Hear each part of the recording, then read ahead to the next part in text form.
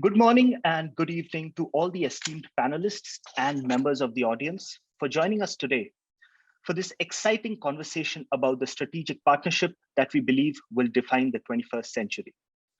I am Srijan Chandelia, an Indian Foreign Service officer and an MPP candidate at Harvard Kennedy School. It is my great privilege to introduce to you to an extremely distinguished panel today. Ambassador Nirupama Menon Rao is a retired Indian diplomat, foreign secretary, and ambassador. During her 4-decade-long stellar diplomatic career, she has held several important assignments and shattered many glass ceilings.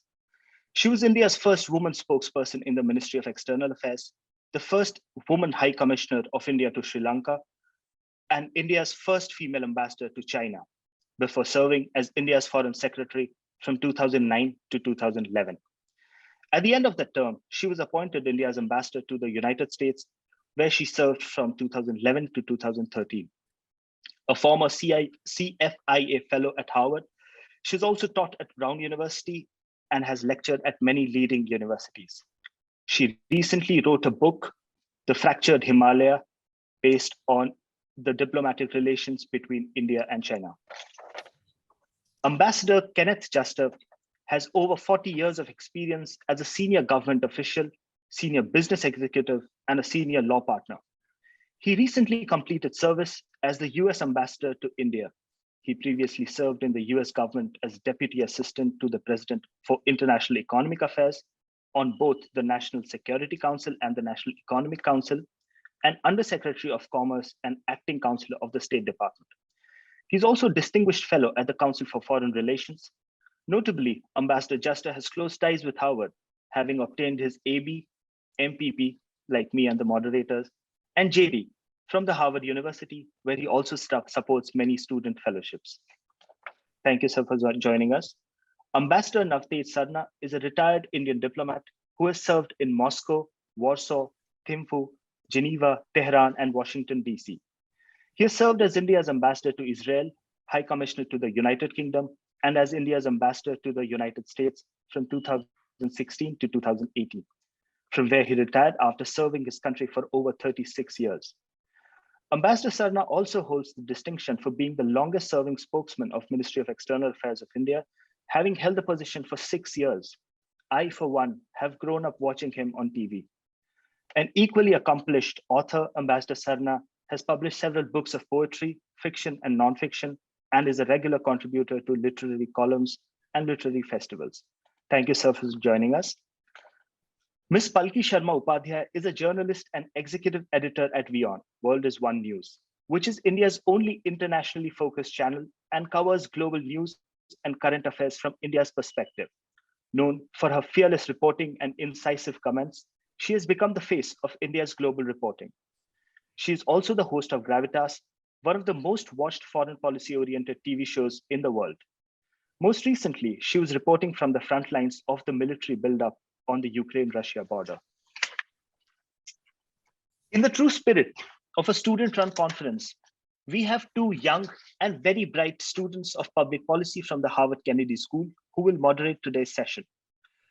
Deepanshu Agarwal graduated with a BCom from Sri Ram College of Commerce in 2017.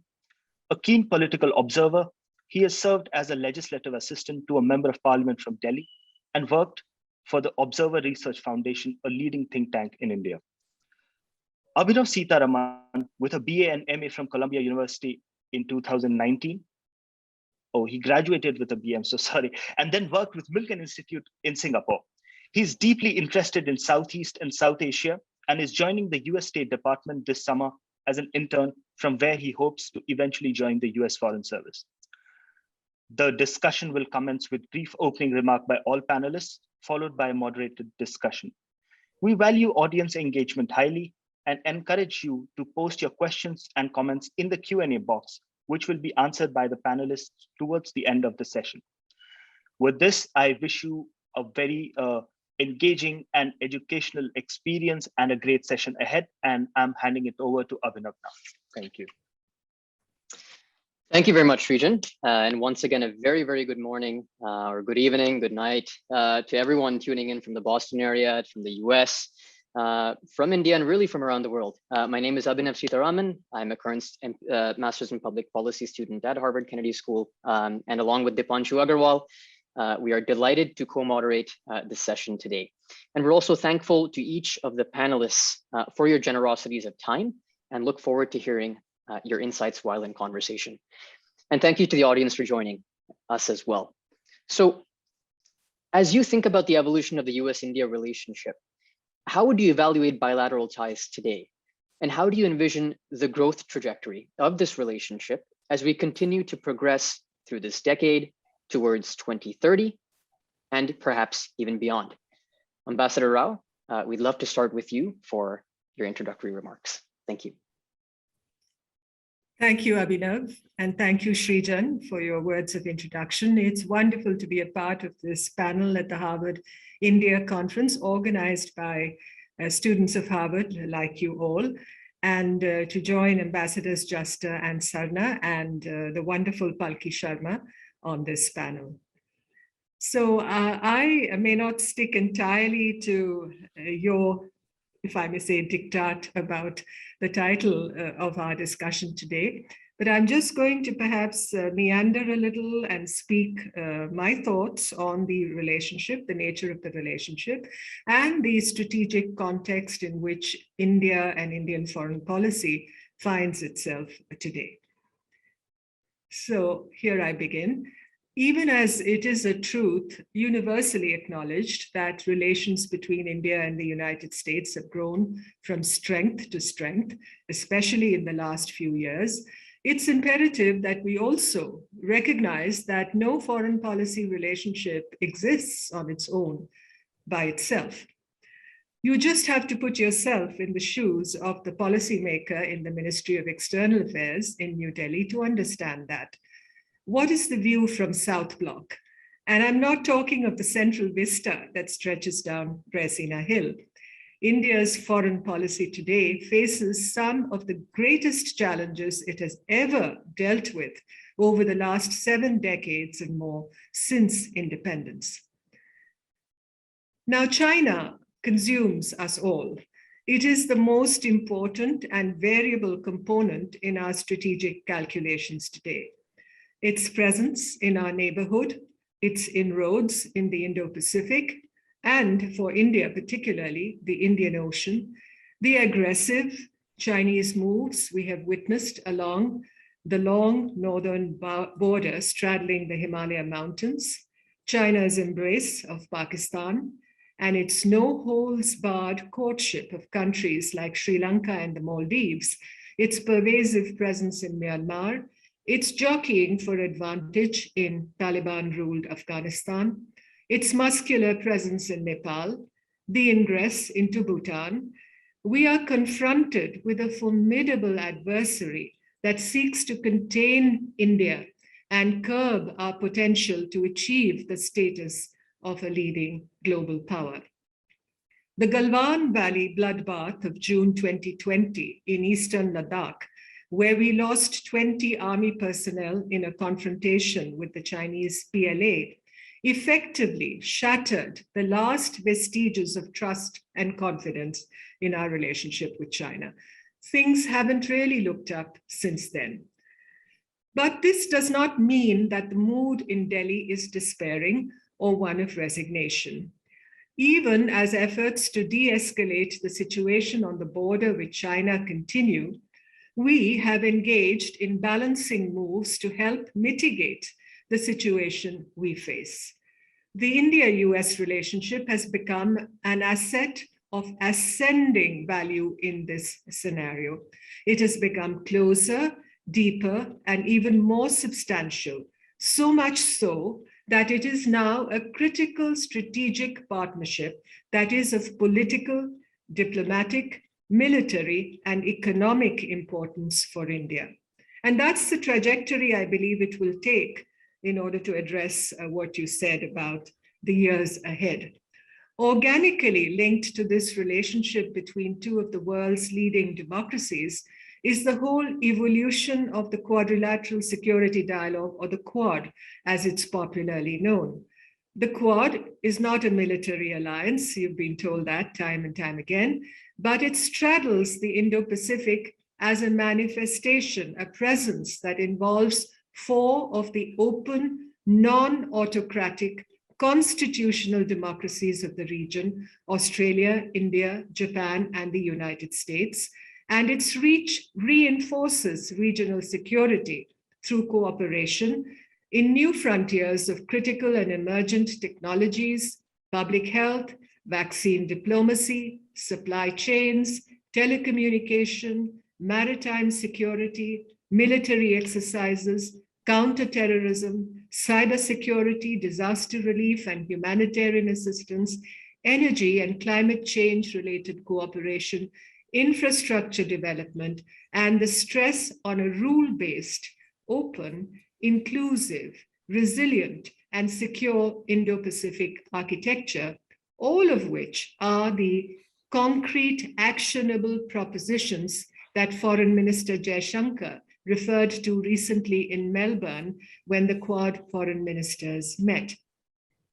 Without using the term containment and reference to the China factor, India has moved to leverage the already excellent relationships it has with the other three Quad countries to provide for the foundational wherewithal for external balancing vis-a-vis China.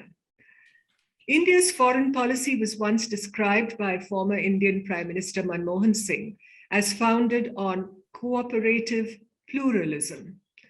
India's closer and closer alignment with the United States does not mean it can jettison ties with countries like Russia, with which it has ties that stretch back into the Soviet era, and a defense supply relationship that is of great significance for its military preparedness. So, India still terms Russia as a strategic partner and is a part of the Russia-India-China Cooperation Trilateral, a member of BRICS and the Shanghai Cooperation Organization. You may ask, why? Why does India need Russia? I would urge you to look at India's position on the world map, on the map of Asia. India is a pivot country. The old name for India in the Sanskrit chronicles was Madhya Desha, the middle country, a name we called ourselves and ones that many foreigners adapted to in reference to us much before the Chinese term Chungguo or middle country became general usage. Be that as it may, if there is a definition of India's strategic culture, it must entail this recognition of the fact that as a pivot country, the safeguarding of India's security must not only involve the building of its internal strength and capacity, but also calibrated judgments about relationships it needs to build and strengthen further, like with our Quad partners, particularly the United States, and also relationships, let's call them legacy assets, that it needs to sustain, like those with Russia. All this while keeping its eye on changing power equations in continental Asia, as also in the seas that surround us. America's Indo-Pacific strategy sees India's role in the region as significant and as a critical strategic partner of the United States, as a country that is a very, very high priority for the US, as a senior administration official recently said. There's also a recognition in the US administration and within the US Congress of the very significant challenges that India faces. India, as seen from the United States, is a country with a maritime tradition that understands the importance of the global commons to advance critical issues in the region.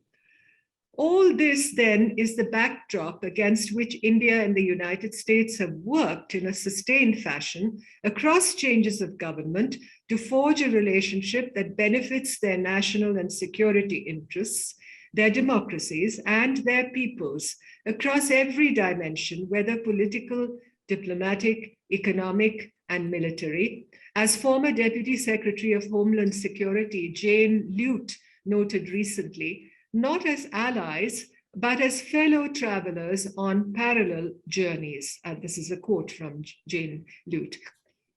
This is a relationship characterized by pragmatism and realism, where our occasional divergences do not take away from our essential convergence about ensuring stability in Asia with security and progress for every country in the region in an environment free from coercion and aggression. Our relationship, the Indo-U.S. relationship today, is marked by a continuity in strategic outlook that we both essentially share and support across political divides in both our countries for strong and durable ties across all dimensions. I need hardly mention the defense and strategic aspects of the relationship, India's designation as a major defense partner, the strategic trade authorizations, the training, the information exchange, the foundational agreements that have enabled much closer defense cooperation and technology transfer under the license exception strategic trade authorization, the tri-services exercises, the moral and material support India received from the US after the events in Galwan in 2020. There's also our cooperation in climate action and coordination, vaccine diplomacy and collaboration, showcasing how our two democracies are working together.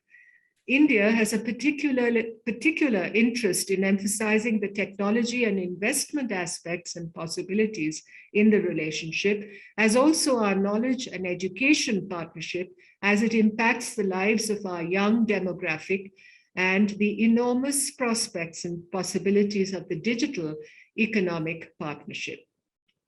These are all defining developments that take shape in a context defined by a very complex geopolitical environment in the Indo-Pacific today. It's a situation defined, as someone said recently, by big power games, as India seeks to transform itself in order to gain that place on the global high table, safeguarding its interests.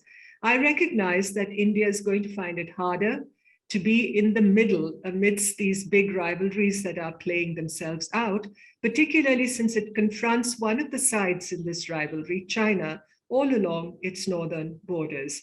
The consensus about challenging China is growing, and those who seem to discount the capabilities of the United States in challenging China may yet be proven wrong. And therefore, the games have just begun, and the door is open, as it has been said, for the future to come in. Thank you. Thank you so much, Ambassador Rao, for those deep insights. Ambassador Jester, over to you now. Well, thank you very much. And it's a real pleasure to be here at this conference today and to be with such a distinguished group of panelists, Ambassador Rao, Ambassador Sarna, and Ms. Palki Sharma, one of the leading journalists in India. And it's great to be at a Harvard conference on India. You mentioned that I went to Harvard many years ago. When I was there 40 plus years ago, there was very little discussion of US-Indian relations, and it shows how much has changed in that time. And even as we want to look ahead today, I thought it may make sense to just reflect for a minute or two about the changes that have occurred in the last 20 years in the US-India relationship, because it's really extraordinary where it is today, and people who have not been following it as closely as some of the panelists have may think that this was the natural state of affairs. But when I was first involved in government in 2001 as Undersecretary of Commerce, the relationship was somewhat wary of each other, cool, hesitant, and India wanted access to US technology, and we said that could only happen if India further developed its export control laws, and we had a difficult dialogue. But today, India is in 3 of the 4 multilateral export control regimes very proudly, and would be in the 4th one if China was not blocking its access to the nuclear suppliers group. Also, if you go back years ago, when we wanted to enhance our defense relationship, the United States has some foundational agreements that it requires of all of its defense partners. This was a very contentious issue with India, and it took us many years to conclude the negotiations on agreements relating to logistics, to secure information and communications, to geospatial information. And yet now that we've got them in place, I see India having logistics agreements with other countries as well. So again, we've come very far. And of course, the civil nuclear deal is a huge change that took place. And again, if you had asked someone 20 years ago, this might have not been even imaginable. And now it's a reality of the relationship. I make these comments because it's clear that so much can be done if you don't think it's impossible to do it.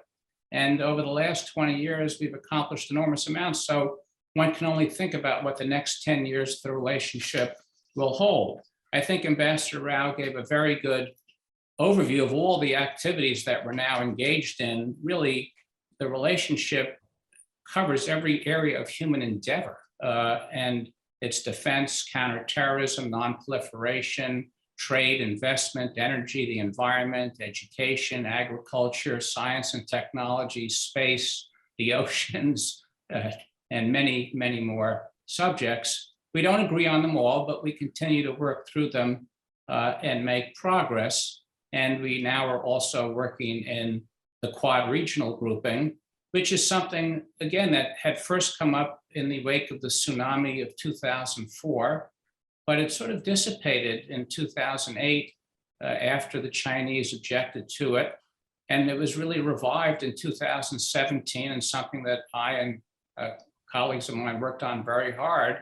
And we even had, during the last administration, while COVID was going on, an in-person meeting of the Quad ministers in Japan in October of 2020. And now it's been elevated to the summit level, and the agenda has increasingly expanded. So a lot of good things have happened. I think in terms of the opportunities going forward, for me, the one area that I think has underperformed has been trade and our economic relationship. And you have the world's largest economy in the United States and the sixth largest in India, fifth or sixth largest, but projected to be the third largest in several years. And yet the volume of trade, while it's steadily increased over the years, is really minuscule relative to what it should be for economies of those size. And regionally also, both countries were active at one point in trying to build the regional architecture for international trade and economics, and yet we've each withdrawn a bit. India had been involved for 7 years in the negotiations of the Regional and Comprehensive Economic Partnership, RCEP, with 15 other countries, but withdrew after 7 years of negotiation right on the eve of the signing, because it felt that the terms created concerns for it in terms of what's known as rules of origin on investment issues, and that the deficit it was already running with China would have increased in the RCEP.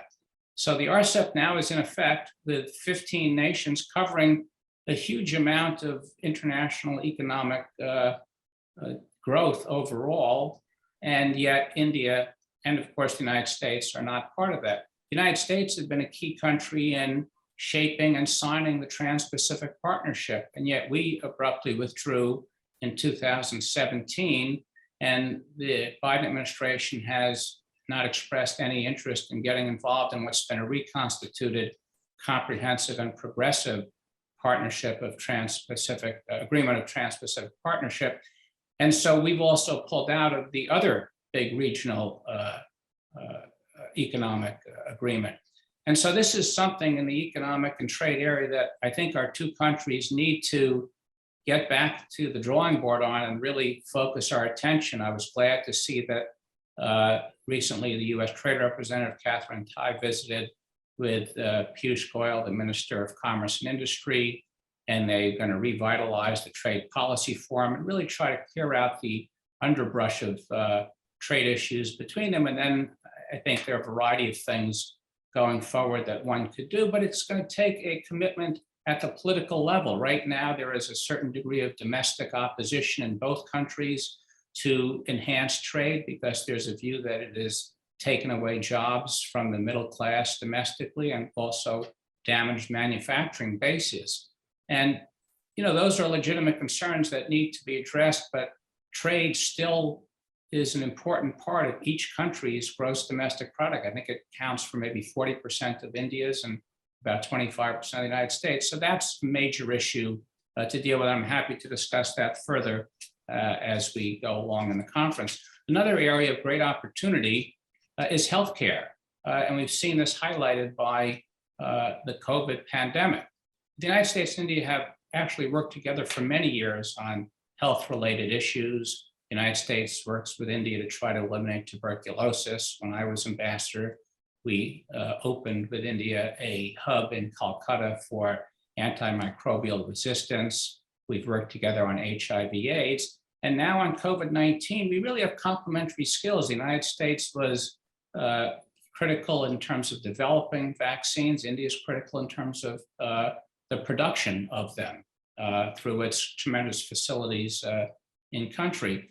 And so healthcare is an area where we need to come together and match up our complementary skills and really be helpful, not just to our own countries, but to the world more broadly. And it also relates to securing critical supply chains. We saw during the pandemic that we had dependencies for the making of certain drugs that made us vulnerable. And so that's another area for us to focus on. And these, by the way, are topics of the Quad, as Ambassador Rao had mentioned. The third area that I'll touch on is energy and the environment. The United States recently began exporting natural gas and oil to India. It was critical, and now we can work together as well on renewables and on climate technology, clean carbon, and other areas of that ilk. India is going to need a lot of energy and even still fossil fuels over the next 20 to 30 years as it transitions to renewables. Its demand and needs are sufficient that fossil fuels are not simply going to disappear overnight. And this is where I think the United States can be helpful in that transition, because it both has natural gas and carbon technology to be helpful in the fossil fuel area, but also can work with India on some of the newer technologies in the renewable area. Before concluding, let me just mention one other issue, which is a bit of a caution. I appreciate the comments that Ambassador Rao was making about India being a pivot country and its desire for strategic autonomy and the importance of its relationship with Russia. And I fully understand that and respect that. And when you live in India, you acknowledge it because of the realities of its history, its geography, and its philosophy in terms of its foreign policy.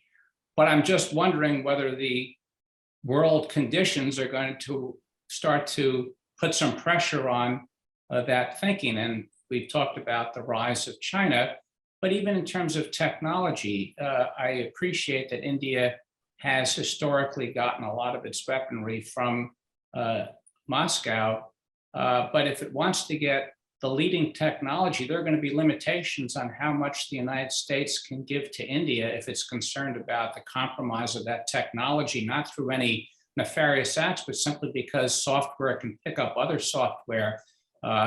And whether if India has sophisticated Russian technology as well as sophisticated US technology, at some point there are going to be limitations on perhaps what either side would be willing to provide. And that could affect the overall efficiency of the Indian military. After all, today, conflict is not fought between an airplane and an airplane or a battleship and a battleship. It's networks and systems that are all fully integrated.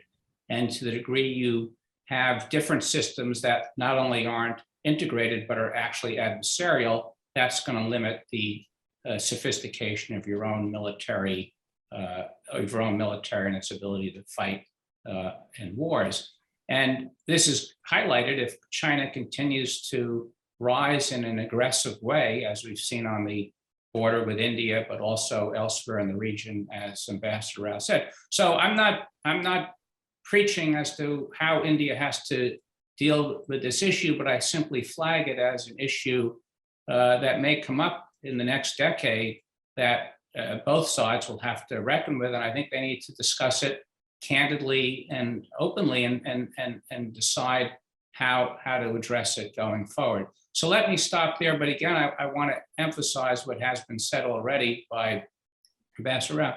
The relationship just continues to grow and expand. And it's one that, despite the polarization in today's political world in both of our countries, has been endorsed across the political spectrum, from administration to administration, and has continued to build on previous administrations. And it really will be one of the critical partnerships going forward. And a lot of the definition of the Indo-Pacific region is going to occur over the next 5 to 10 years as it copes with a rising China, and how the United States, India, and its Quad partners and other countries in ASEAN and elsewhere deal with that is really going to create the architecture for the future, one that we hope will be free and open.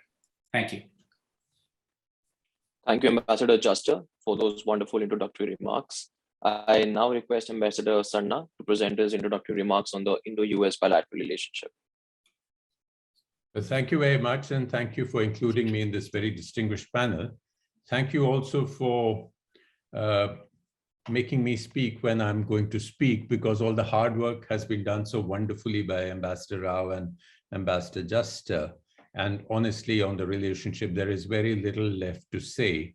So I'll try not to repeat any of the issues. I'll try to see if I can find some cracks in between those magnificent presentations to see if we can fill it in a little bit more. I think Ambassador Juster took us back 20 years to say what it was, and Ambassador Rao has really given a magisterial overview of the relationship. But I think, to really know where we are, we really do need to understand where we were. And I'm not just talking 20 years. It's been 70 years. And in these 70 years, when I first went to Washington, D.C. in the 90s, there was a ambassador, U.S. Foreign Service retired ambassador, who just brought out a book which was called Estranged Democracies. And it really covered the first 50 years, Ambassador Dennis Cook's. And that first 50 years, because we started relations before even India was independent, was just a relationship of cross purposes. It was a relationship of misperceptions. It was a relationship of constantly being on different sides of issues. It was a relationship of no trust, although there was mutual admiration. I mean, President Kennedy was a great admirer of Prime Minister Nehru, but when they met, it was a disaster. Prime Minister Truman went to the Prime Minister Truman invited Prime Minister Nehru right early on after India's independence. And Prime Minister Nehru came back with the idea, and he said that, they wanted something more than gratitude and goodwill, and that's something I can't give. So it went on like that, the infamous interactions and comments made by President Nixon on Mrs. Gandhi, and so on and so forth.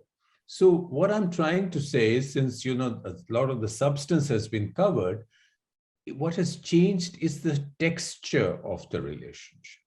What has changed is the quality of interaction, and right till 98, when we did our nuclear tests and President Clinton said we're going to come down on them as like a ton of bricks, well, they did. But that ton of bricks started a kind of dialogue and an understanding. The doors began to open, the doors of the mind, simply not of the buildings in South Block and the State Department. The doors of the mind began to open to each other, and people started talking with each other instead of at each other, as they had been doing for 50 odd years. And I think that's a very fundamental change on which you have, the building of the relationship. And what has happened, unlike those first 50, 55 years, what has happened after 98, I would say, I was fortunate to actually see the first visit by President Clinton to India, where at very close quarters, Prime Minister Vajpayee's visits, where he said, we have overcome the hesitation of history. And those hesitations then moved into these 20 years, which you have heard both the distinguished ambassadors talk about in so many different ways. And what has been remarkable, and I think this defines the fact that both countries really need this relationship, both countries really want this relationship to grow. Is the fact that no matter who is in the White House and which party has been in power in India, over the last 20 odd years, this relationship has been on an upward graph. I mean, there's been a nuance here and a nuance there, depending on which party, or whether it's Republicans or Democrats, or whether it's a different party in India. There may be a nuance difference, but the overall strategic logic of the relationship and its manifestations in different ways has been on an upward rise. And I think as every administration changes, the Indian effort is to make sure that the story doesn't bump too much. I mean, we had our, when President Trump came, we really didn't know what to look for, what was going to happen on India. And it was very early on that we had to go in when even the channels weren't fully established, and Ambassador Juster well knows how we tried to tell the India story. And the same thing I noticed happened when President Biden took over. There were some cautions in the mind that some flags were going up. Will President Biden really soften on China? Will he, go back on what Trump was doing?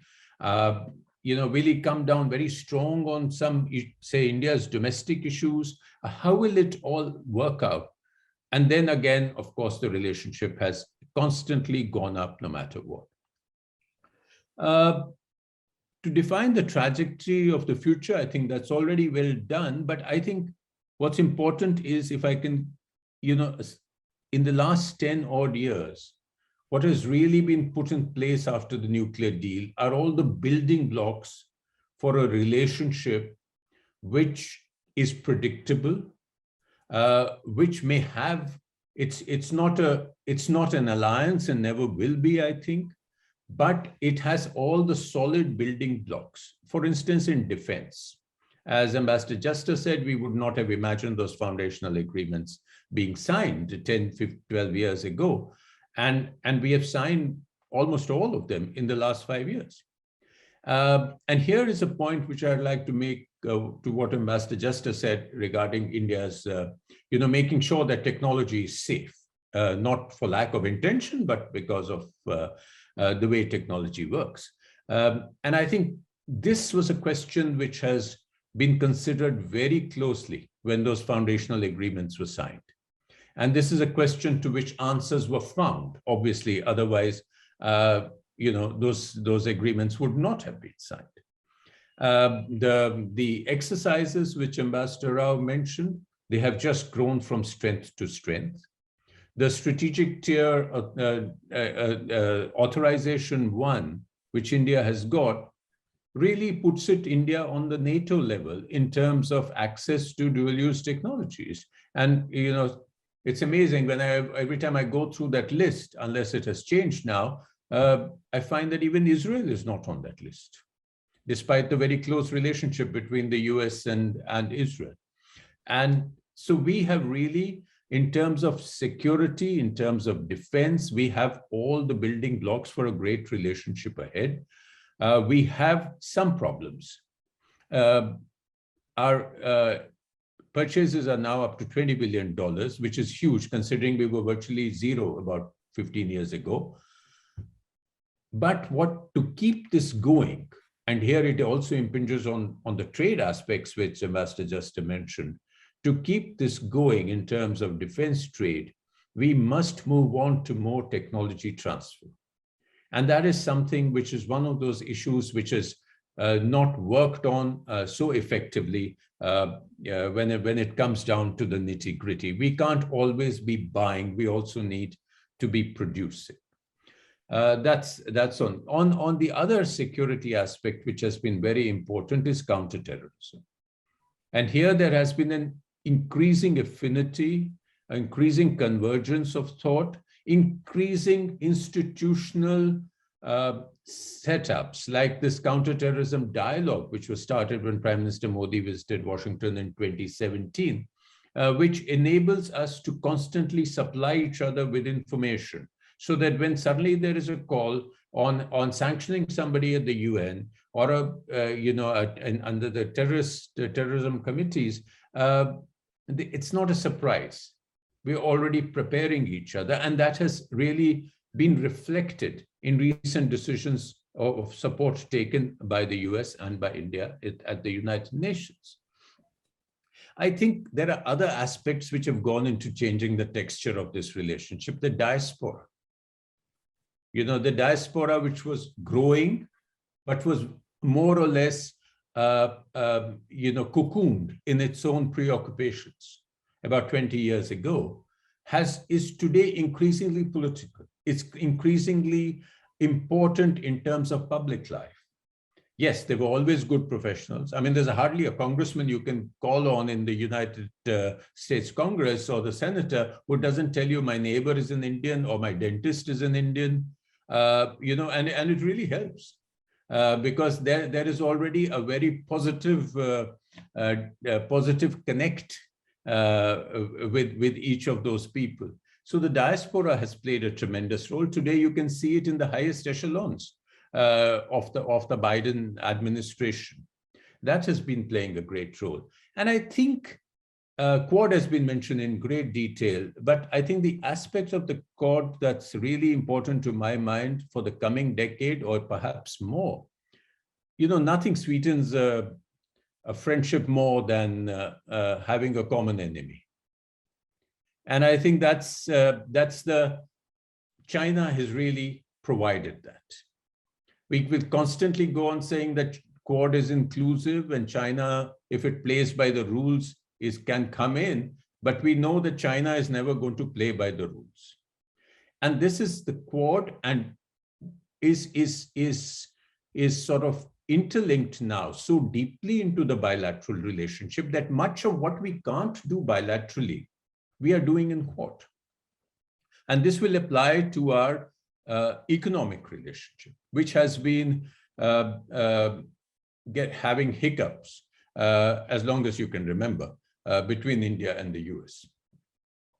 But when we actually produce 1 billion vaccines and distribute them, when we actually work on the supply chain resilience initiative in the Quad, when we actually work on standardization of critical and emerging technologies, particularly biotechnologies, I think these are going to be linkages which are going to play back into the bilateral relationship. And I would say that in the next few years, what is going to really matter in the world is who controls these critical and emerging technologies. If there was an iron curtain in the Cold War, I think there's going to be a digital curtain in the coming world. There's going to be a digital curtain where you're going to have two internets.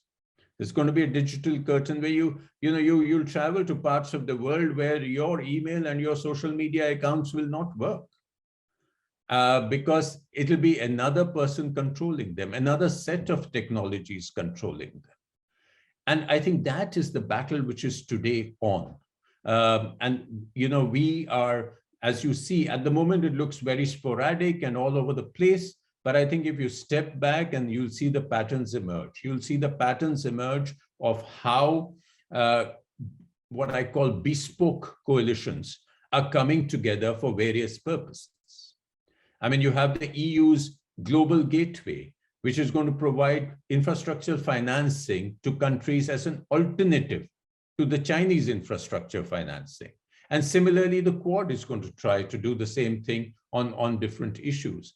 And similarly, you will find other countries coming in on health, on pandemics, and India is trying to be part of as much of this as possible. And here, again, this is going to play back into the health part of the bilateral relationship, into the science and technology, into space, into cyber, into humanitarian assistance and disaster relief, which is again going to be a very important aspect, into marine domain awareness particularly in the Indo-Pacific. And because bilaterally we have built up enough trust between the navies, but now we actually begin to share stuff. So this is all going to happen. Now, a word of caution, and I'll just finish with that.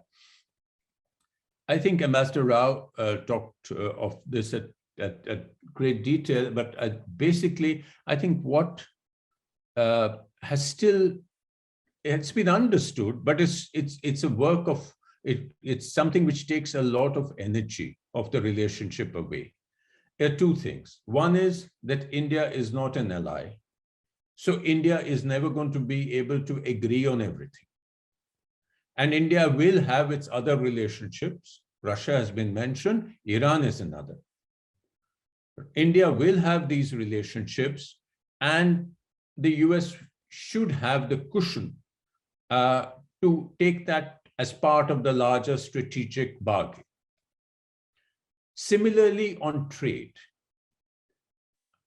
the realities are understood. Yes, we are into a somewhat of protectionist mode.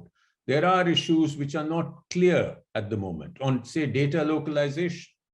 We don't know which way things are going to go. Every country is trying to save things. Every country is trying to work out these issues. But if we are going to take this trade issue and make it a headline, as unfortunately happened during President Trump's time, when there were great strategic leaps forward, and these minuscule trade issues became headlines, a nonsensical Harley-Davidson issue, which had nothing at stake in real terms of money, became an issue. The issue of retaliatory tariffs, steel and aluminum tariffs, the taking away of the GSP, these things leave a bad taste. But if they are absorbed in the larger, there's a phrase which I think Ambassador Blackwell and Ashley Tellis wrote about in the Foreign Affairs, which I find very useful. It's called strategic altruism. That previous administrations used strategic altruism towards India. We've always had problems on trade. We've had problems on IPR, as far as I can remember in the relationship. But they have been absorbed in the overall strategic logic. So I think that is now coming back a bit in the Biden administration, and I hope that takes it forward.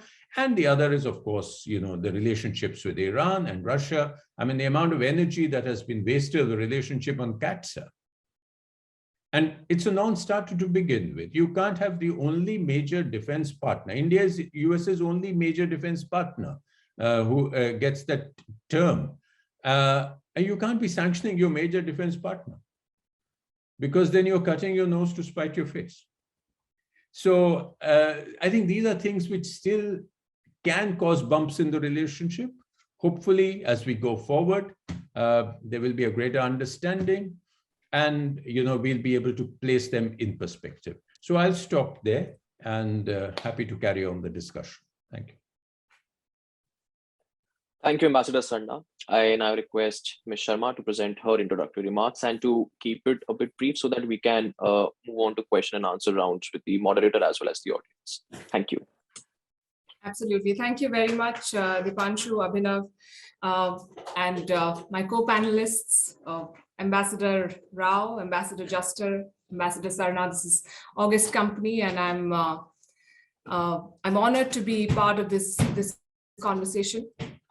Today, we're discussing the India-U.S. partnership, and my learned co-panelists have already outlined the history and the trajectory of this relationship.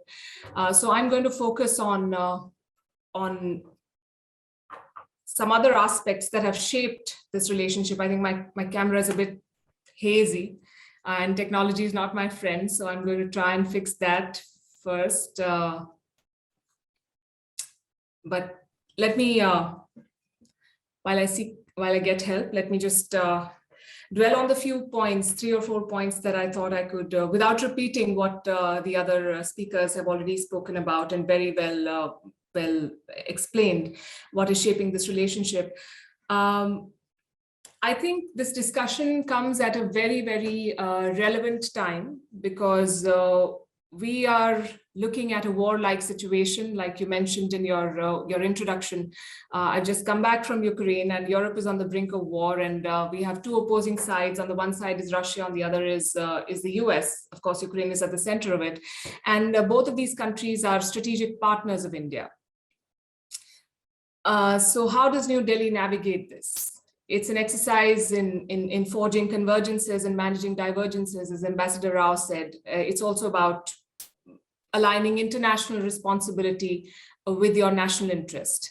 And to understand India's response, we must understand where we come from, what do we practice? And that is what we say when we talk about strategic culture. One of the things that is not often talked about is something called upeksha or strategic neglect. When we say what is it that has shaped our strategic culture, we talk about Kautilyan realism, we talk about Ashokan and Gandhian idealism, we talk about what the Mahabharata said and what it has laid out in terms of what should be done in specific situations. But upeksha or strategic neglect is not, I think, spoken about enough. And it's the ability, it can be construed in very many ways, but in this context, it's the ability, I would say, to decide which is not your battle to fight. And I think this is one aspect of India's approach on international issues that is going to be central to its relationship with the US. That is going to define how we interact as partners. We respect each other's priorities, and at the same time, we allow space for open-ended choices. So that is one critical element, I would say. The second is strategic patience. And that's another point that India wants to focus on at this point. It's often understood as weakness. India has often been called a reluctant power, a power that is not ready to bear the operational cost of success. And this is a misunderstanding. The Foreign Minister of India in his book gave an interesting example from Mahabharata, of Krishna and Shishupal. I'll not take a lot of your time in telling those stories, but Krishna and Shishupal were cousins and rivals, and Shishupal made 100 mistakes and Krishna forgave him, but for the 101st mistake, he took out the Sudarshan Chakra and beheaded him. And this is the kind of strategic patience that India, I think, has shown with neighbors like Pakistan, where you put up with multiple provocations and then you carry out a surgical strike one day. And I mentioned Pakistan because Pakistan historically has been a factor in India's relationship with the US. Today's America, I think, understands India's judicious projection and use of power. It understands India's significance and Pakistan's double games, and that is also something that is shaping this partnership. Ambassador Sarna talked about the hesitations of history. That's something that experts and students of foreign policy have often expounded on. India's Prime Minister spoke about overcoming the hesitations of history in 2016 when he addressed the US Congress. We've come a long way since then, and not just in the context of US. India is openly embracing Israel. India is working with France as a key strategic partner. India is a member of the Quad, the Alliance for the Indo-Pacific. And all of these events mark a key shift in our approach. The policymakers in India have stopped obsessing about consistency. And I think consistency is overrated in some ways. Adaptability today is the name of the game. And you have to constantly adapt to a changing geopolitical environment and changing equations and see what suits your national interest best. And the fourth point I like talking about is soft power. America is clearly ahead of India in that space. India is beginning to harness its soft power, but there's a long way to go. And while we remain partners and respect each other's positions, we live in the age of influencers, and India has to take its rightful place as a global influencer. And that is where it can, I think, take a leaf out of the American playbook. I think these are 3 or 4 factors that come to my mind at this point that also shape the way we interact with the United States of America. And I look forward to comments from my co-panelists. Like I said in the beginning, they're all diplomats. I'm the opposite of a diplomat, a journalist. So I think it'll be an interesting conversation. And I've kept it short like I promised. Thank you so much, Ms. Sharma, for those wonderful remarks. So I think at this point, we'd love to sort of even combine the moderator-led sort of discussions along with some of the questions from the audience, just to maximize the number of questions we're able to ask and to ensure that the audience does have the opportunity to interact with our distinguished panelists through their questions as well. So I guess, my next question, I'd love to sort of turn towards Ambassador Juster and Ambassador Rao, in that, I think one common theme that was mentioned among the panelists in their remarks was really this aspect of trade and investment. Ambassador Juster, you really said that it's quite possibly an area that is underperformed in the U.S. India bilateral sphere. So Ambassador Juster, actually, when you delivered your inaugural policy address after assuming the ambassadorship to India in 2018, you said how having a strategic view of the U.S.-India economic relationship could eventually pave the way for a free trade agreement between both countries. And of course, there's been a great deal of scrutiny over the efforts to accelerate the economic and regulatory reform process in India over the last few years. So today, Ambassador Juster and Ambassador Rao, are both countries any closer to establishing an FTA? What needs to happen and change in order to move closer towards this goal? And how can we, given the large presence of American businesses in China, what can India do to better position itself as an alternative market and a more attractive market to many American businesses and MNCs as well? Well, you've got a lot of questions there, so let me step back and try to address at least a few of them. First, one of the points I didn't emphasize in my opening remarks, but is relevant to what you're saying, is China views, as does I think much of Asia, the economic arena as the most important playing field for the region. Everyone hopes there will not be any type of military conflict of any size or nature. And it's really in the economic sphere that countries are competing to a certain degree. And China has a very aggressive strategy that seeks to be or is already the leading trade partner of every country or virtually every country in the region. It has a Belt and Road Initiative to try to promote infrastructure and connectivity, and also to assert its influence and get access to natural resources and potential military bases.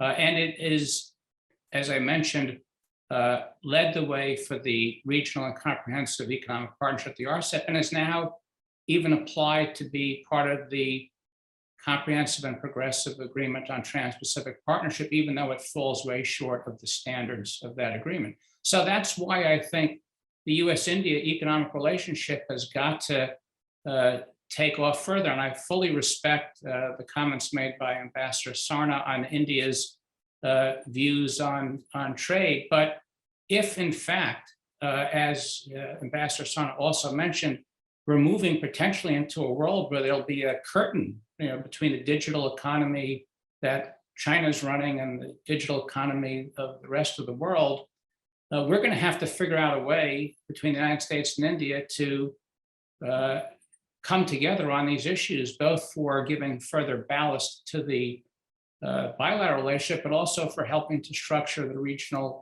architecture to a large degree. So at the outset, we've got to clear out the small issues that have been lingering and nagging us for many years. We've started to make a little progress on that, but there's still medical devices, agricultural products, some information technology areas. I know they sound like they're in the weeds, but they have been difficult. And if we can't get those cleared out, we're never going to be able to look at a broader type of, whether it's a free trade agreement or some other regional grouping. But we've got to build it step by step and figure out what we can do together. And it doesn't necessarily have to be comprehensive. It has to perhaps start in areas that mean a lot to us. And it could be, as I mentioned, in the healthcare area, on supply chains and some critical and emerging technologies, and climate technologies. But we've got to find some common ground to build up. And I think it's actually important to the relationship overall. I mean, the business to business, we have a very strong people to people relationship. We need a stronger business to business relationship. We have many US companies that are now in India, but they still are running into regulatory uncertainty and other types of issues. In terms of steps that India could take to further attract investment, I mean, there's a great opportunity now because a lot of companies are not expanding in China. Some are even pulling out of China, but they're looking for alternative places in Asia. And India should capitalize on that. Right now, Vietnam's been capitalizing, Indonesia's been capitalizing, and I think a smaller percentage than should be the case has come to India. I'm very pleased to see that the government is really focusing on infrastructure, because I think that's a critical. If you look at the economic analyses, a lot of analysts conclude that it's about 10 to 15% more costly to manufacture, do business in India than elsewhere. One of the main issues is infrastructure. Another one is labor mobility. As I said, regulatory certainty. These are internal issues for India, but at the end of the day, the governments can't make companies go to one country or another. They're going to do that based on their own calculation. I think companies will always want to be in India because it has such great potential and it's such a large market. But is India getting as much a share of that as they should will be the challenge. Again, I don't disagree at all with what Ambassador Sarna said, that these issues should not turn the whole relationship in one direction or another. They're part of a much broader mosaic, and they're internal choices for each country. But I think India's own history has shown that when it began opening up in 1991 and implemented economic reforms, it started to have its highest rates of growth. And unfortunately, I think it has started to raise tariffs in more recent years in the hope really of incentivizing companies to invest rather than trade.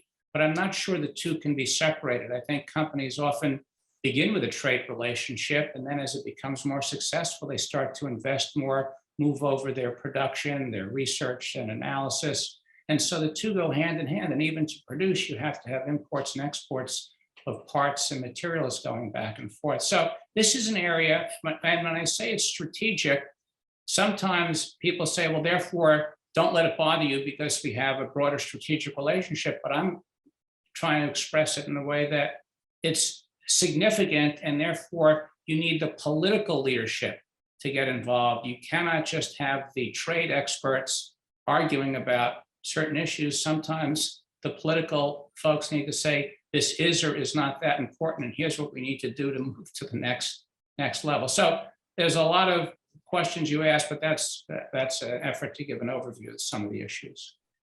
Thank you, Ambassador Juster. Ambassador Rao, obviously, given your wealth of experience in the U.S. As well as China, we'd love to hear your perspectives on this business relationship from the Indian side as well. Ambassador, I think you're on mute.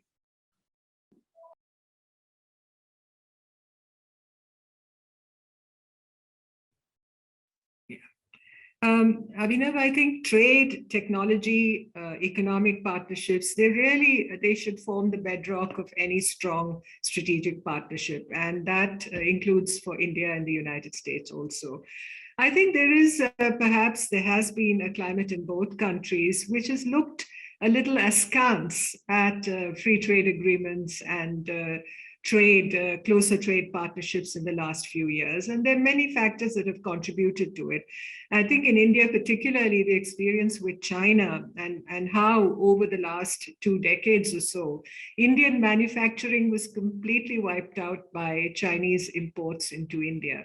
And we've had a lot of hard lessons that we've had to learn from that experience. And so there has been an inclination and an interest and an approach that is taking a relook at a lot of free trade agreements that India signed with a number of countries, comprehensive economic partnership agreements that we signed. And Ambassador Juster referred to our withdrawing from the RCEP negotiations, for instance. You can argue, of course, can India divorce itself from the rest of the world, an economy that's poised to become the 3rd largest in the world, all that potential that we speak about the young demographic, India being the fastest, the youngest, and the biggest market. Given all that, can India be apart from the rest of the world? And there has been, of course, some debate about the whole Atmanirbharta policy, which the government has tried to clarify, does not mean that India is divorcing itself from the rest of the world, that India needs the rest of the world, but we would like to build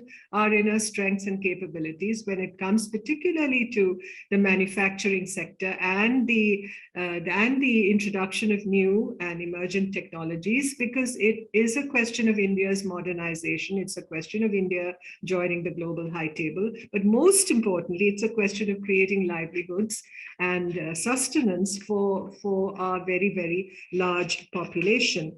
And as far as the US is concerned, I believe there is no big appetite at the moment for a trade agreement with India either. So we're looking, as Ambassador Justice said, at incremental progress in some areas. Over the last few months, you saw some openings created as far as the agricultural market was concerned.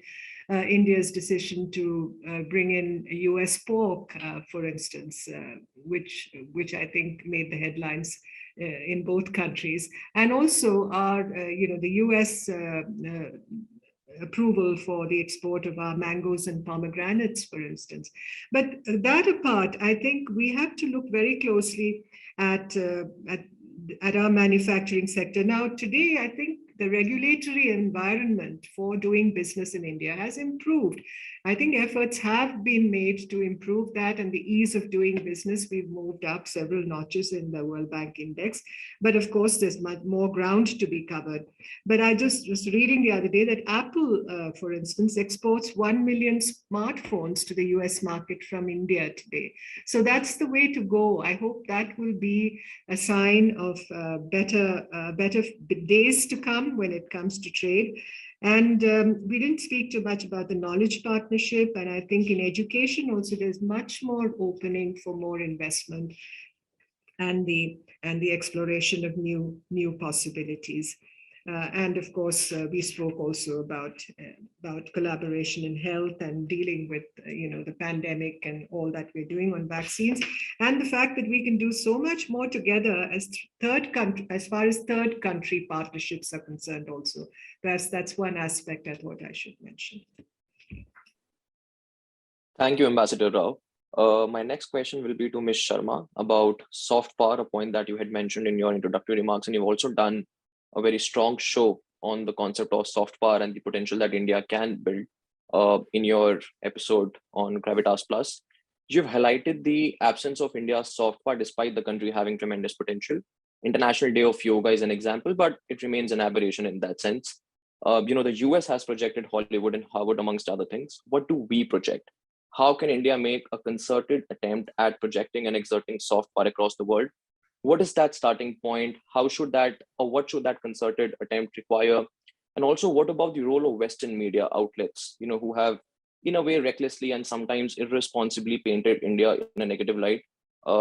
Because as Dr. Jaishankar had once said, India's reputation is not decided by a newspaper in New York. So what is it decided by, and how do we build on that reputation? Say these are my favorite subjects, all of them, the questions that you raised.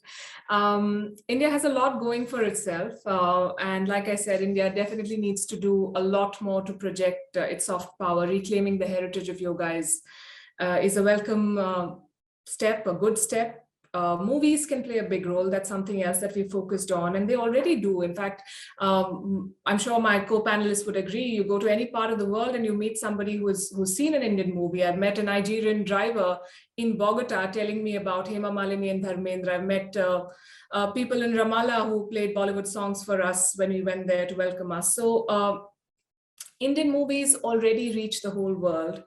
Yet I think we've failed to harness their power.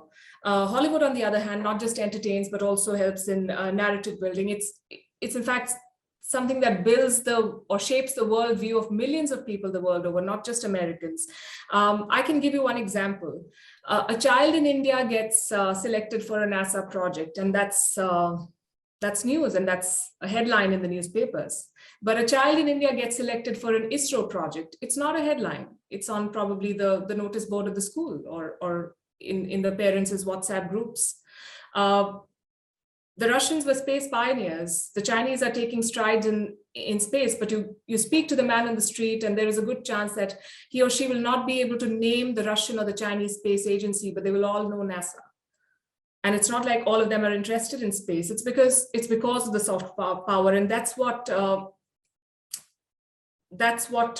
makes America a superpower in the eyes of a lot of people, apart from other things. When you talk of soft power, the youth the world over want to be seen sporting Nike shoes or an Apple iPhone. This is the power that India does not have, and India should have. It has a rich culture, which we do not celebrate enough for a country of 1.4 billion people, politically very aware and involved. Until recently, we did not have an international news channel. WION is the first and only international news channel. We took 70 years to come up with one. The foreign minister is right when he says that India's reputation cannot be decided on the basis of what a newspaper in New York writes. But the fact is that this very same ministry seeks validation from members of European Parliament in Kashmir, and Western media does set the narrative, whether we like it or not. The NYT or the Washington Post publishes one critical article and it lends to domestic political debate, not just in India, but in a lot of countries. And that is the fact that we live with. Tell me one Indian newspaper which has this kind of impact on the political debate in the US. We've not been able to get there. And that is a fact. In India, we often say that we're fighting a 2.5 front war. We have China, we have Pakistan, and we have the narrative, the anti-India narrative that is built by a lot of factors. And I'm not saying that the media should not be questioning the government, but the world, I would say, if the world were to be told about the story of Kashmir, I would much rather an Indian channel or newspaper did it than an Al Jazeera or an RT. They can do that too, but we should do it too. And that is where I come from when I say that we need the media, we need the movies, we need to position ourselves better if we are to be a leading global power.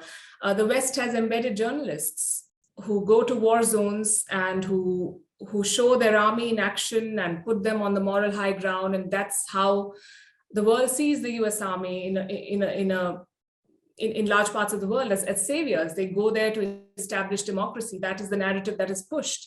So India, I would say, has never cultivated the media as a tool to project power. I think it's time to change that. To your question on where we start, I think we start right here. We start with picking up these pieces and working on all of them together. And going back to Kautilya, whose student I'm trying to be, he says that you need a balance of 3 kinds of powers to rule effectively. So there is Mantra Shakti, which is counsel and diplomacy, and soft power, which is very essential to position yourself. There is Prabhav Shakti, which is military and economic power. And then there is Utsah Shakti, which is leadership. So you need a combination of all 3 of them really to take your rightful place in the world. Thank you, Ms. Sharma. Also, Ambassador Rao, I see that you have raised your hand. Is there an intervention that you would like to make at the moment? Or before that, can we go to Ambassador Sanna for a quick question? Well, sir, I'll just take a minute, if I may, just since we're on the subject, because I delivered a lecture in Calcutta recently, a Krishna Bose Memorial Lecture on the power of soft power. And I would urge all of you to read that. It was subsequently published in The Wire. And I'll send Abhinav a link which he could share with you all. But I think the true power of soft power, that was the title of my lecture. I think true soft power, or powerful soft power, draws its strength from the persuasive power of a country, not just its civilizational ethos, not just its cultural matrix, not just its entertainment strengths, but also, you know, literally the smell of the place. My late friend Sumantra Ghoshal, who was taken away from us too prematurely, used to always say that for enterprises and businesses, the way you size up a business or an enterprise is in 5 minutes when you enter it and you get the smell of the place. I don't mean odors and smell in that sense, but the sense of the place that you get in 5 minutes. And I think it applies equally to countries. So soft power, one must understand, is a constituent of a matrix that makes up comprehensive national power. It's a mix of resources, influence that a country possesses. It is essentially the combination of economic and military capability, resilience, future potential, combined with measures of influence like culture and diplomacy, defense networks, economic relations, all that makes up the power of a state. And you look at a small country, I don't mean to in any way say, use the word small, but look at a country like South Korea, another sister democracy like ours.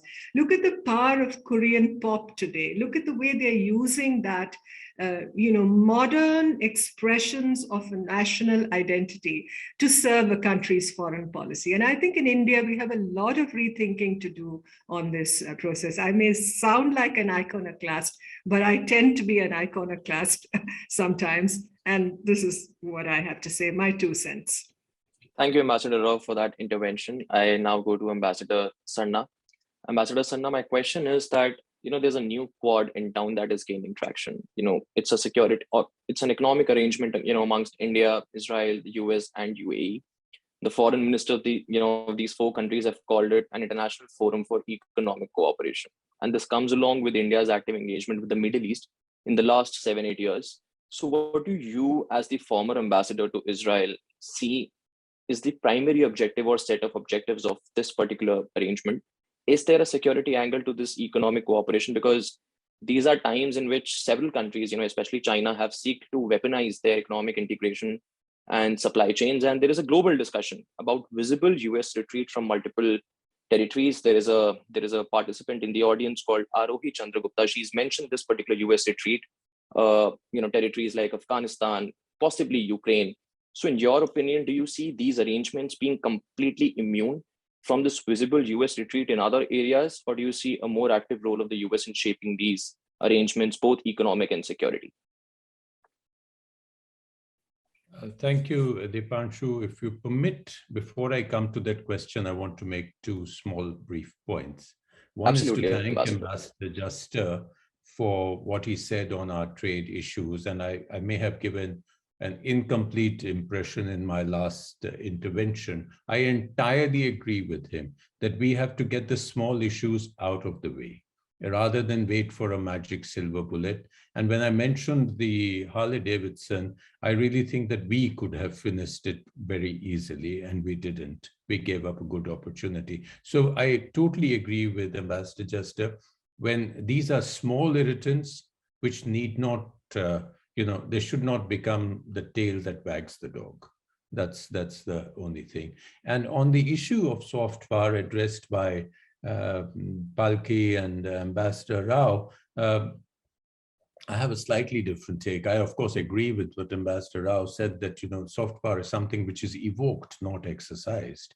And it's a question of persuasion, which can happen in different ways, not just classical dance or yoga or a cultural element, but it can be, the ease of doing business, all sorts of things. But the point I really wanted to make was that, I may be wrong, but I spent years, and I think in some ways I tracked Ambassador Rao's career in some parts. We've spent years with soft power. So I don't think it's been neglected. You go to the 60s and you see the huge place India had built up entirely on soft power when we had no hard power. You had Ravi Shankar, who took the entire West by storm. You had the Beatles coming to Rishikesh. And, India was on every cultural map. And then through the 90s, we've seen the explosion that Indian literature has caused in the West, Indian cuisine, Indian fashion, Indian beauty queens at one stage, Indian films. I mean, Bollywood has has been playing a role, and I'd love you to go back and track, the kind of soft power that Satyajit Ray retrospectives have commanded. I personally was involved in getting a Smithsonian, all America Satyajit Ray retrospective on the road. So my point is, we can always do more. But, a lot of the soft power has gone to the West, only piggybacked by us as government diplomats. A lot of it happens on its own in these countries. A lot has to be pushed in countries where there is not so much access or such a strong diaspora element. So I would think that we would always build on it, but I think we also need to remember the great successes that we have had. And similar is my point with engaging the Western media. I entirely agree that this can't be a conversation which we don't have. This is a constant conversation, and it has been constantly held. We may not always be happy with what the NYT writes or the Washington Post writes, but so many of us have worked on this. So many of us have had great relationship with columnists and correspondents, both based in India for these publications, as well as in their headquarters. So I think it's a wrong impression to say that we don't do it. No, we do it. There may be periods which we don't do it. There may be issues on which we get touchy. My view on this has always been, and I may be in a minority on this, my view has always been that there's no subject which you can't go and discuss with a journalist. I mean, if you're worth your salt as a diplomat and the journalist is worth his or her salt as a diplomat, as a journalist, then you should be able to have a decent conversation. You may not agree. You may not end up changing his or her story or edit.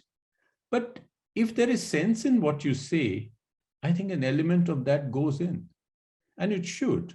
And this has been, I mean, I've met such erudite columnists in the United States and in the UK that it's always been a pleasure to spend time with them.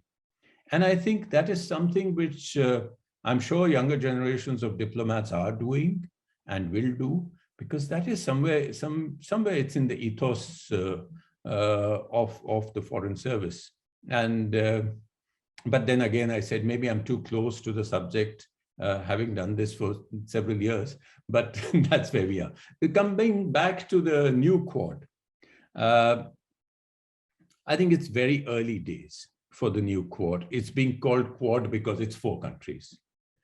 And it happened, I mean, the way it happened is due to a certain set of circumstances. And I think it's very early days for those circumstances. One is the US sort of stepping back a bit in the Middle East. The second has been the Israel-UAE, the so-called Abrahamic Accords, which has enabled these 2 countries to start sitting on the table together and start working together. And the third factor that has gone in is our excellent relationship with each of the 3 countries. Now, that's a positive for us, and we have maximized it because we have great relationship with the UAE, great relationship with Israel and the US. So far, we were triangulating the India-Israel-US relationship. Now we have added a 4th partner. Now, this needs to solidify. It needs to define. They don't even yet have an agenda. From what I've, you remember today, the Quad seems like a very stable, I won't say institution, but a very stable grouping. But as was mentioned earlier, if you go back to 2004, 2005, it sort of spluttered and drowned because people were on different pages, primarily different pages of how they wanted to work on China. But today they're all on the same page, so it's easy. Now in the Middle East, there is no such particular defined agenda. Yes, there is a hidden hand of China again, because China-Israel relations, for instance, are causing consternations, hopefully to India, but certainly in the United States. So there are these things, but at the moment they have to define an agenda. I believe that they have got some Sherpa level appointments, and now they will get together and talk about it and see. It will primarily be an economic grouping. It will be a more of a, a tentative exploratory economic infrastructure, working together in Africa, these sort of things. But I do not think this will become, or has the potential as yet, certainly, of becoming a military grouping. There are a couple of landmines there in the desert. One is China's presence, and the second is how will Iran react? How will Iran react, and how will we take that? We have a good relationship with Iran. Is Iran going to get really angry that India is sitting with these other three on the same table? So how are we going to react to that? How is the US going to react to that? So I think the process will be very graded, very gradual, and we'll see where it goes. Thank you, Ambassador Sarna. Over to you, Abhinav. Thank you so much, Ambassador Sarna. I just wanted to say that we are also mindful of the time. We do want to incorporate one more question from the audience. And we realize we may have to go a few minutes over, but I do want to ask Soumya's question from the audience on whether the panelists think that India's non-alignment policy has contributed to the absence of a formal foreign policy strategy with the US. Would a shift in India's approach to non-alignment now change the narrative in the international world? And if yes, how so? I'd love to pose this question to perhaps Ambassador Juster and then move to Ms. Sharma as well for both of your brief remarks and answers. Thank you. Well, the policy that India takes is an issue for India itself. And I think as we heard today, there's not a view that they should be an ally. They have had a history of non-alignment and what they refer to now as strategic autonomy. And we've been able to accomplish a lot with that, and we fully respect that. So I don't think that the need for an alliance is a necessary condition for continued and increased cooperation between our countries. The point I was raising, and I think it came through in some of the other remarks, is regardless of what our or India's inclinations may be, the world may be moving in a certain direction. It was sort of said that if China continues its aggression, and frankly, if Russia invades Ukraine, that will put more pressure on the Indian-Russian relationship, in my view, regardless of what one may wish the situation to be. I actually think it's more in India's interest to seek to deter Russia to go in than to deal with the consequences of an invasion, because Russia will become a pariah to the West, which will push it closer to China, which will make more difficulties for India, and it'll make it a more complex situation.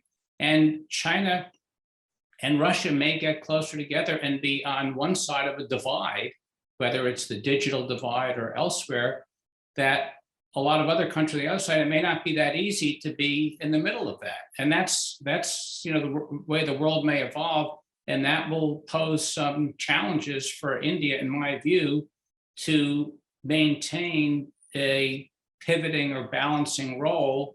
I think would be something they'll want to do, but I don't know if the realities will allow that to be done. And that's simply an issue that strategic thinkers will have to grapple with as events continue to unfold. But just as the developments in China have perhaps energized the Quad and brought the Quad countries closer, developments that may occur between Russia and Ukraine or Russia and China may force certain actions as well.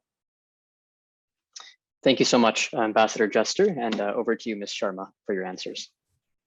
Yes, thank you. And taking forward from what Ambassador Juster said, this has been a criticism directed at India from some quarters that it has not taken a position on the Ukraine issue. I would say India has taken a position.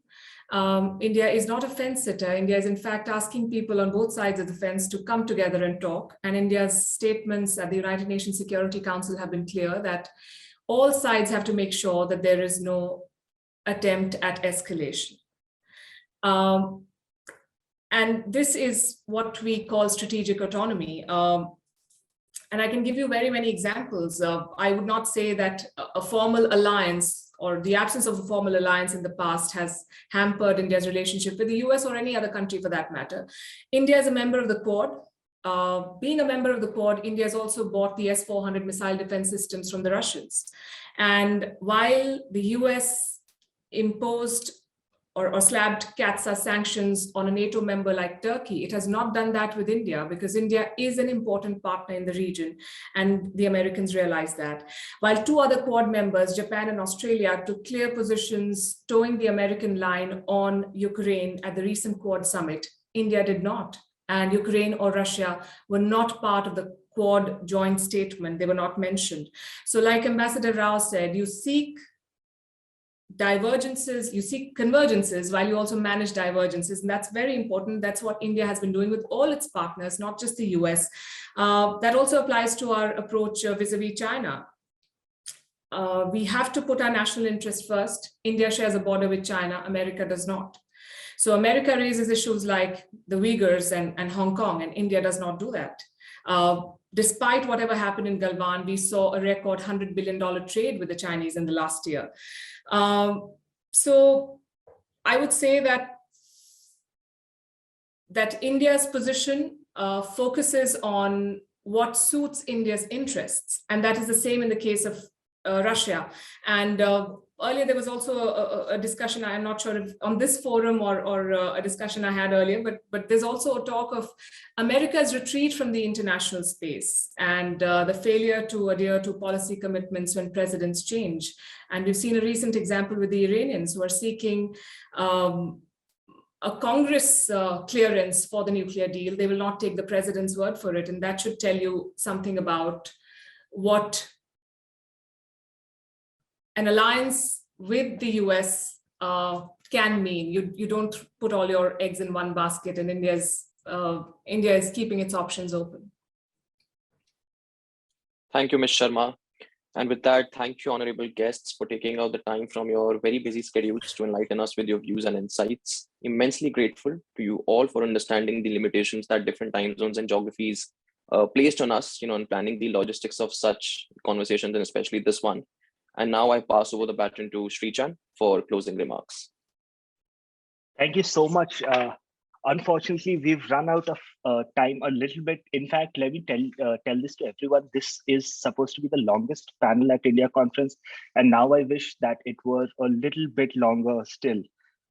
Thank you to all the panelists for such an engaging discussion and for covering such a wide range of topics in the India-US relationship.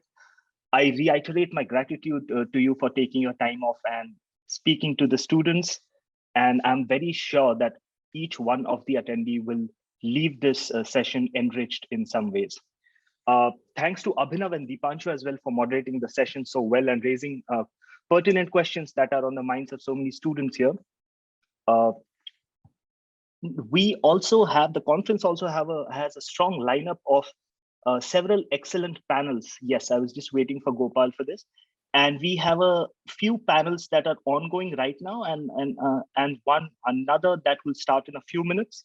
The link will be posted in the chat section by Gopal shortly. And I encourage all of you to check those out. There's one on business. It's about lending fintech. And there's a sports panel going on with the former coach of India women hockey team. Thank you to the panelists again. Thank you to all the attendees, and hope to see all of you in future sessions and in other panel discussions. Thank you all. Thank you very much. Thank you. Thank you so much.